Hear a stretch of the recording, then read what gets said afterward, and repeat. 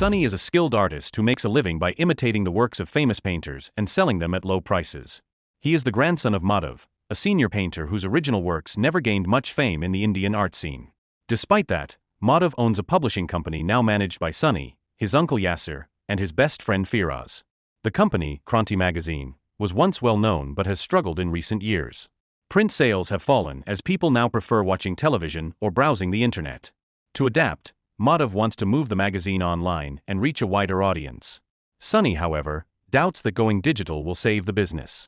During a break, Sunny meets Firaz, and they reflect on how the company began. After his mother's death, Sunny and his father moved in with his grandfather to escape debt collectors. One day, while traveling by train, his father abandoned him as he slept. When Sunny woke up, his father was gone. He searched the train and the platform but never found him. He waited at the station, drawing scenes around him to pass the time. A boy named Firaz noticed his sketches and admired his talent. Firaz suggested they sell the drawings to earn some money. With the income, they bought food and drinks, beginning their friendship. That was the day Sunny learned how to survive by creating illusions. This is Farsi. Firaz then told Sunny that his father had likely abandoned him for good, a story that shaped Sunny's belief that all fathers were cruel, since Firaz had suffered the same fate. At the same time, chaos broke out on the tracks as people rushed to grab money spilling from a broken suitcase. It belonged to Sunny's father, who had died under an oncoming train, though Sunny never knew. Not long after, an old man appeared on the platform. It was Madhav, his grandfather, who took Sunny home. Under Madhav's care, Sunny and Firaz learned to operate printing machines and help with the family business.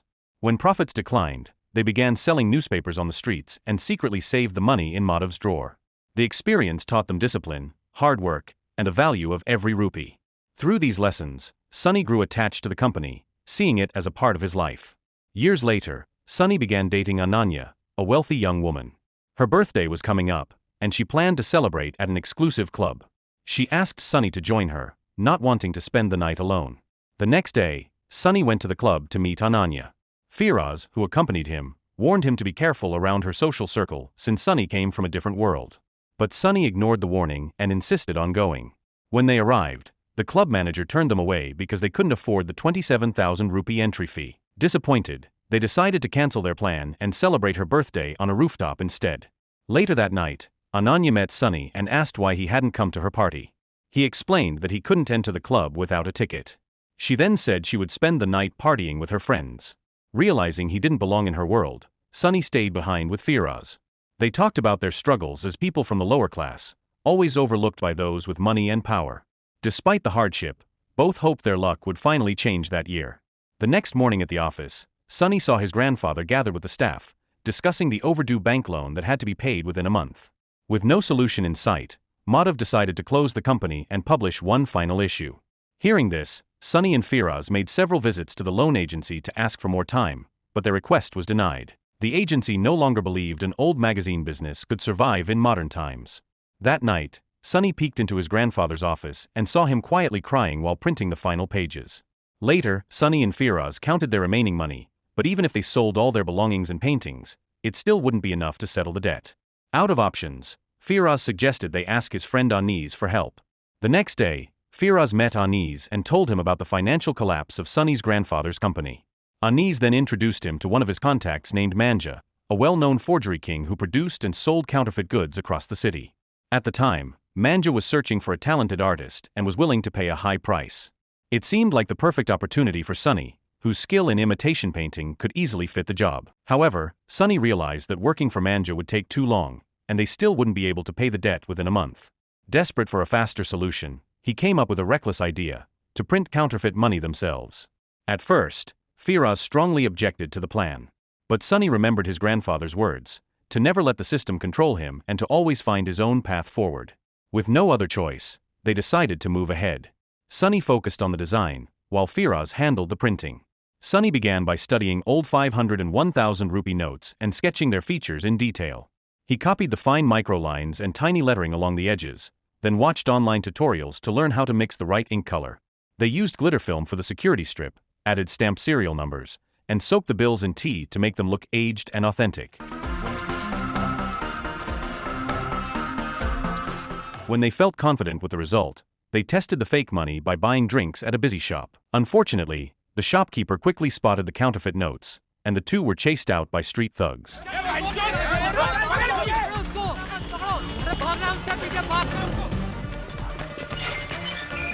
At the same time, a known counterfeiter named Mansour Dalal arrived at the airport on his private jet. He headed to a nearby hotel with his right-hand man, Bilal. Meanwhile, police officers led by Michael were already preparing an operation to arrest him after receiving reliable intelligence about his location. Michael had been after Mansour for 6 years. When they finally confronted each other, the tension was clear. Michael demanded that Mansour surrender, reminding him of the years he had spent on the run. Mansour, however, knew Michael's hidden secrets and remained calm. The police managed to take Mansour into custody and began escorting him out of the hotel. Before they could reach the vehicles, a group of gangsters launched a sudden ambush, triggering a violent shootout in front of the building. Amid the chaos and gunfire, Mansour seized the chance to escape after shooting one of Michael's men who tried to stop him.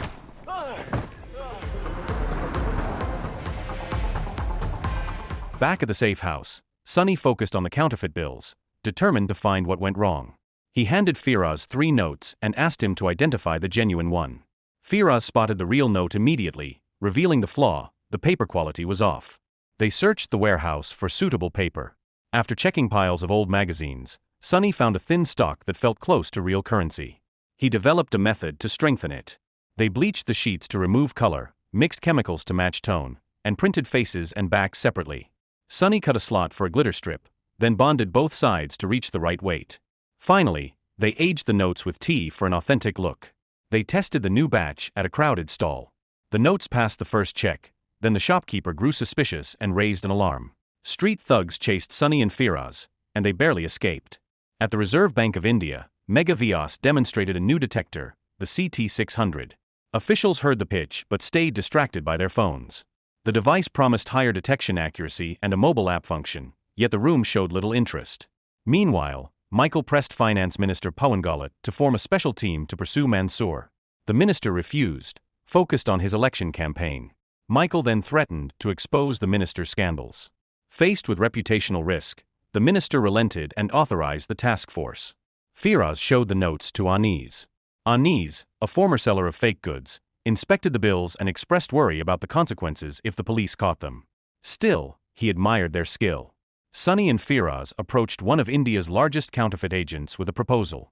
The agent refused at first, skeptical about the notes. Sonny combined 2 real 500 rupee notes with several fakes, then handed the mixed stack to the agent. The agent could not tell the fakes from the originals. The agent offered 150 rupees per fake 500 rupee note, lower than Sonny's asking price of 200. Still, he placed a massive order of 2 crore notes with a 2-week deadline. What began as a small experiment quickly turned into a full-scale operation. After the meeting, Sonny's uncle Yasser noticed the painted banknotes in the office drawer and questioned him about them. Sonny admitted he had made them to save his grandfather's company, unwilling to watch it collapse. Yasser initially disapproved, fearing their father's reaction. But later, when Sonny paid for coffee using one of the fake notes, Yasser was stunned by how real it looked. Convinced of its potential, he agreed to join, noting they would need more equipment, ink and paper to keep up with production. Meanwhile, Mega walked to work while chatting about loans and her single life. When she arrived at the office, a colleague handed her a counterfeit note that had surfaced in circulation. That night, Sonny stayed home to keep his grandfather company while Firaz and Yasser began setting up a new printing equipment in secret. They converted part of the warehouse into a hidden workspace. However, they soon ran into a shortage of the specific paper required for their counterfeit bills. Since the factories refused to sell it to outsiders, they reluctantly turned to Anis and his crew for help. Later that night, the group executed their plan. They waited for a guard to step away from a security post, but when none did, Anis ordered his men to distract and detain the staff. After securing the factory keys, they searched the storage area and loaded a truck full of GSM-45 paper, the same type used for high-quality printing. With the material secured, production began again at full scale. Sonny, Firaz, and Yasser worked day and night to meet the deadline. Within days, they completed the agent's large order. The agent was pleased and immediately placed an even bigger one. Their operation grew quickly, and they formed a small team to expand distribution across the city. With the profits, Sonny paid off all his grandfather's debts, including the interest, and even handed the debt collectors an extra bonus. They told Madhav the money came from Sonny's art sales.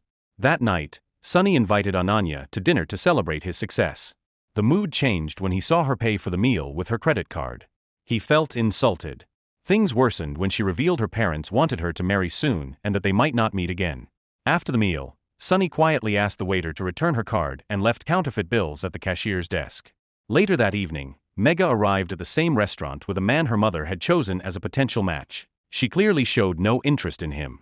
When she paid the bill, she noticed something odd about the change and examined the cash register. Her suspicion grew when she found a note that felt slightly different. Meanwhile, Sunny told Yasser they could keep the business running as long as the counterfeiting continued. Yasser agreed, but warned that no one at Kranti magazine could ever know. Elsewhere, Mega and her colleague analyzed the fake banknotes she had collected. After close examination, they discovered that each note was made by pressing two pieces of paper together. Mega concluded the counterfeits weren't the work of a large network. The craftsmanship was too detailed and personal, suggesting a small but highly skilled operation. Meanwhile, Michael gathered his subordinates and announced the formation of a special task force.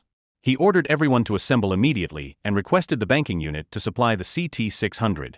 The team, he said, must operate with full commitment. Sunny, Firaz, and Yasser resumed printing at the office. Sunny viewed their work as a way to fight a system that favored the wealthy.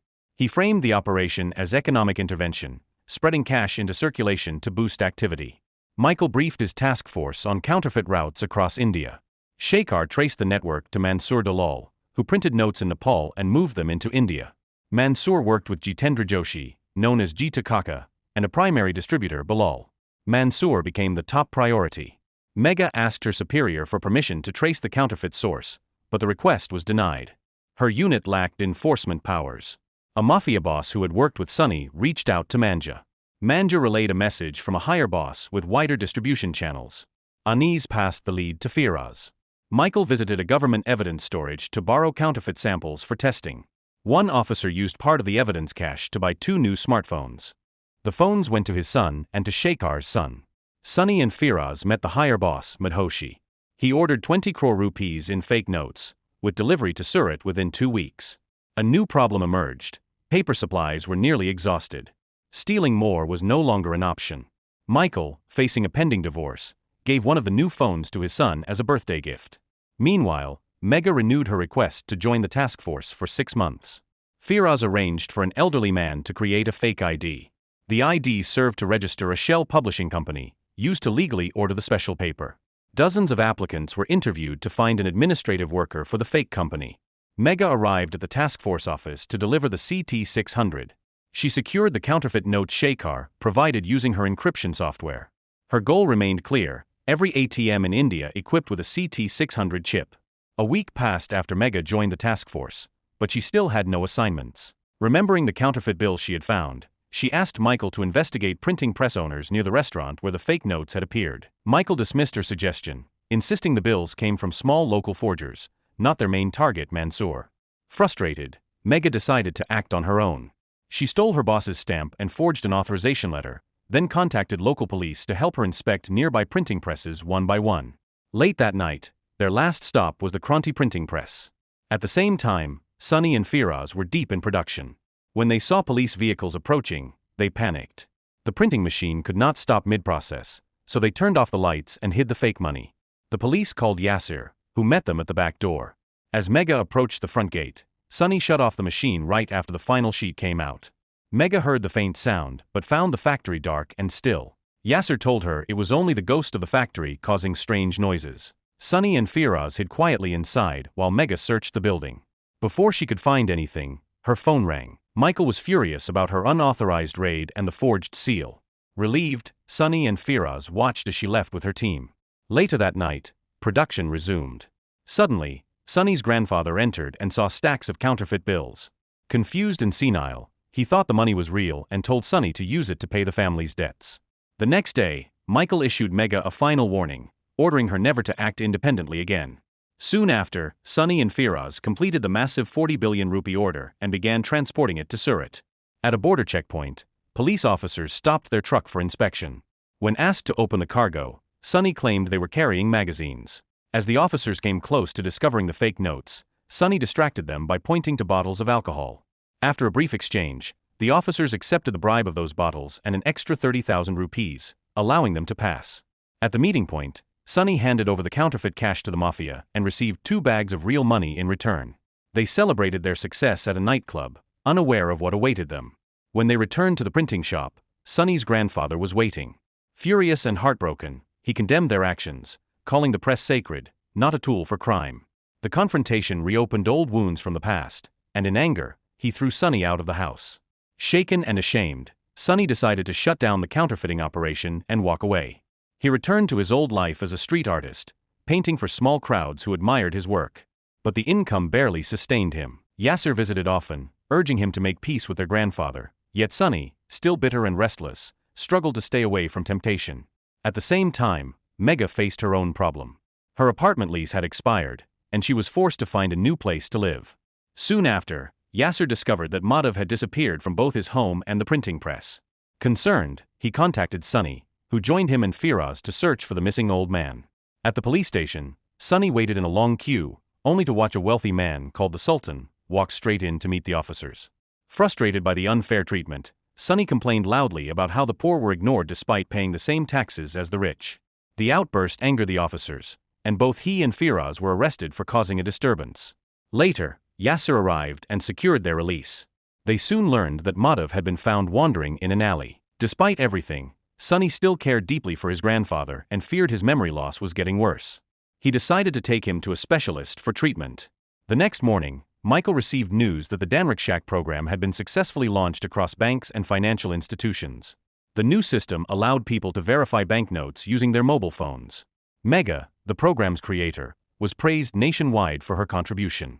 After a medical examination, the doctor informed Sunny that Madhav needed surgery under a specialist's care.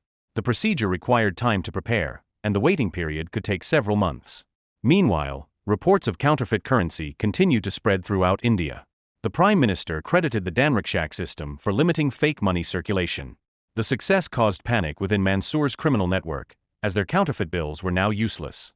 During a meeting, G2 presented a fake note that had bypassed the new detection system. The craftsmanship suggested it was made by an artist, referring to Sunny. Mansoor immediately ordered his men to find and capture both Sunny and Firas. The two were soon kidnapped and taken to a hidden location.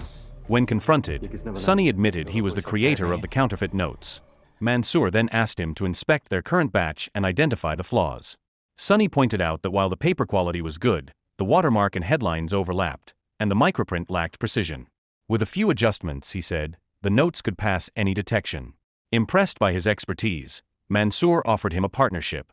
Sunny initially refused, unwilling to betray his grandfather again. But Mansoor knew how to exploit his ambition, tempting him with promises of wealth and influence. When persuasion failed, he resorted to threats, promising to kill both Sunny and Firas, burn the printing press, and erase their family's name. Cornered and terrified, Sunny finally agreed. After their release, Firas argued against the decision, but Sunny insisted he was doing it to protect his grandfather. Soon after, they were flown to the Middle East to design a new counterfeit version of India's 2,000 rupee note. There they saw a massive German-made printing machine capable of industrial-scale production. After several test runs, they finally produced a note that passed all detection systems. Mansoor then introduced them to his key men, Bilal and G2. Meanwhile, Michael mobilized his task force after receiving intelligence that Bilal was hiding in Bangladesh. Back in India, Sunny returned to the printing press, where his grandfather reminded him once again not to become a slave to money. Later, when Sunny and Yasser visited the hospital, they learned that a top surgeon had already scheduled their grandfather's operation for the following Friday. The costs were fully paid by someone else. It became clear that Mansoor had arranged everything to deepen Sunny's dependence on him. Michael, on the other hand, coordinated with the Bangladeshi military to capture Bilal. Surveillance confirmed Bilal's presence in a forested area, but the operation had to be carried out under Bangladeshi jurisdiction. Realizing he was surrounded, Bilal attempted to escape. Michael decided to pursue him with military support. After a long chase and heavy gunfire, the mafia group was cornered.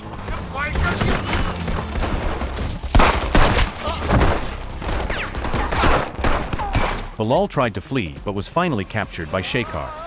Soon after, Mansoor's associate, Saira, confronted him. She was furious about Bilal's arrest, fearing the exposure of their entire network. It was revealed that both Mansoor and Saira worked under a higher unknown boss. Saira demanded that Mansoor find a replacement to lead distribution immediately. Back in India, Michael brought Bilal to the border for interrogation. Inside Bilal's wallet, he discovered an almost flawless counterfeit note, one that could bypass every known detection system. Meanwhile, Sonny was caught off guard when Mansour and his men visited his grandfather's house.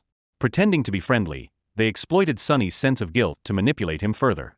With Bilal captured, Mansour ordered Sonny to infiltrate Michael's special task force and gather inside information about their operations. Trapped and unable to refuse, Sonny agreed. Yasser grew furious when he realized the mafia was using Sonny, but Sonny dismissed his concerns and spoke harshly to him. Disappointed, Yasser decided to walk away and stop helping altogether. Michael continued his interrogation of Bilal, trying to extract information about the organization's structure and supply routes. He reminded Bilal that even if he were released, Mansour would not let him live. Elsewhere, Mega received another call from her mother, who was once again trying to set her up with a potential husband. Tired of the constant pressure, Mega decided to unwind at a cafe.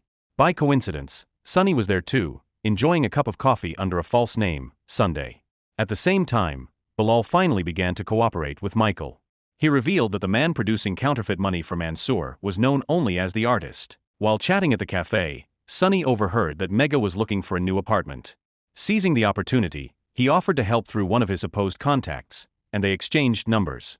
Bilal, meanwhile, agreed to provide Michael with the names of Mansour's inner circle, but only in exchange for personal protection. Sonny's encounter with Mega was not coincidence but part of a calculated plan. Mansour had ordered him to get close to her and gather intelligence on the task force. A few days later, Sonny took Mega to view an apartment with an ocean view. She was delighted, unaware that he was secretly using the moment to borrow her phone and install spyware. Impressed by his helpfulness, Mega began to trust him and invited him to lunch the following weekend. The spyware worked perfectly. Sonny monitored Mega's messages in real time, including personal ones from her mother. Later, Sonny met Mansour to discuss Bilal's arrest. With their network at risk, they needed to move trillions of counterfeit rupees before authorities could seize them. Sonny agreed to assist but demanded the 15% share he had been promised. At the task force headquarters, Michael showed Bilal several photos in an attempt to identify the artist. None of the faces matched. Sonny's identity remained unknown. Shekhar then played an intercepted recording that hinted the mafia could no longer use Bangladesh or Pakistan as transport routes. Bilal concluded that their next route would likely run through Burma. Michael was alarmed to learn that more than 12,000 crore rupees, around 24 trillion, were already in circulation. Meanwhile, Sonny and Mega met for lunch, but the meeting took an awkward turn when Ananya, Sonny's ex-girlfriend, showed up uninvited. Jealous and confrontational, she forced them to pretend they had been together for months just to defuse the tension. Soon after, Michael and his team shifted their attention to the 24 trillion rupee smuggling case. Mega calculated that each 2,000 rupee note weighed 1 gram, meaning the total shipment would be around 60 tons. The task force immediately began tracking all cargo from Burma and neighboring countries to prevent the money from entering India. Sonny and his team planned a covert route into India the authorities would not suspect. Since Sonny had installed spyware on Mega's phone, he read every task force message in real time. He cancelled the Sri Lanka route after learning police had discovered it. Whenever Sonny and Mega met for meals, every message to her phone appeared on his device. Frustrated, Michael confiscated team phones to stop leaks. Meanwhile, Sonny warned Mansour about an informer inside the network, based on the task force's advanced knowledge. Michael found a contact named Sunday on Mega's phone, and Mega described Sunday as a close friend. Border checkpoints reported intercepted trucks. Most seizures contained old stock, only a few billion rupees in fake notes. The media labeled the raids India's biggest counterfeit bust, but Michael knew the seizures were a distraction. He asked the Prime Minister to delay a press conference, but the request was denied. Mansour ordered Sonny to start the real operation. Sonny and Firaz bought an old oil tanker at the port for $80,000. They loaded the ship and sailed toward India, with Sonny and several crew aboard to safeguard the cargo. Seasickness hit many on board. After several days at sea, Jamal warned that officers waited at Ulung port to intercept them. Sonny needed a new plan. The captain refused to return to Oman, citing low fuel and the vessel's poor condition. He offered an alternative for double pay. The new plan routed the ship toward Mumbai, a busy and tightly monitored port. Near Mumbai, the crew sank 3 containers loaded with counterfeit cash at a depth of 12 meters. After the drop, everyone abandoned the tanker. Days later, vacationers on an Indian beach were stunned when a deserted vessel drifted ashore. The story spread quickly across the news, as no crew members were found on board. Michael and his team arrived to investigate the mysterious ship. Meanwhile, Sonny and his crew returned to the same area, using GPS trackers they had attached to locate the sunken containers. Investigators searched the vessel but found no counterfeit money. The missing containers, however, were later moved to a warehouse in India. Inside, Sunny and Firas were already waiting, sitting atop stacks of counterfeit cash worth 24 trillion rupees. From their 15% commission, the two earned around 3.6 trillion rupees. For men who had once lived as poor street wanderers, their lives had completely changed. They now owned luxury cars, expensive homes, and designer clothes, living like modern-day kings. While they enjoyed their newfound wealth, the Prime Minister faced growing criticism. He had publicly claimed victory over the counterfeit crisis, yet no one had been arrested. Michael reported that the syndicate had outsmarted the government and successfully smuggled 24 trillion rupees into India. The only reliable way to detect the fake bills was to burn them. Counterfeit notes produced a red flame. Using his share of the money, Sunny transformed his grandfather's Kranti magazine into a digital publication. Remembering his roots, he painted a portrait of his grandfather, who in turn painted one of him. When Madhav handed Sunny some money, Sunny jokingly checked if the bills were real. Meanwhile, the Prime Minister gave Michael and his task force one final opportunity to solve the case. Failure would mean the unit's dissolution and Michael's dismissal from the police. As Sunny flaunted his success, Yasser confronted him in anger. He was disgusted that Sunny's wealth came from crime. Later, Sunny visited Mega's apartment to give her a special painting, the first one he had ever made when he was 11. Mega, an avid coin collector, also kept counterfeit banknotes as part of her hobby. She believed the artist who made them was not after fame but had created something remarkable. Still, she said people like that often ended up behind bars. She noted that true artists often left hidden signatures within their work, even counterfeiters. When Mega showed Sunny one of her favorite fake notes, he immediately recognized it as one of his own. She assumed it came from a small-time forger, unaware that Sunny was the mastermind behind 24 trillion rupees in counterfeit money.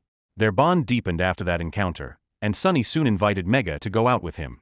The next morning, Sunny deleted the spyware on Mega's phone. Mansoor pressured him to speed up distribution. Only 10% of the fake notes had entered circulation.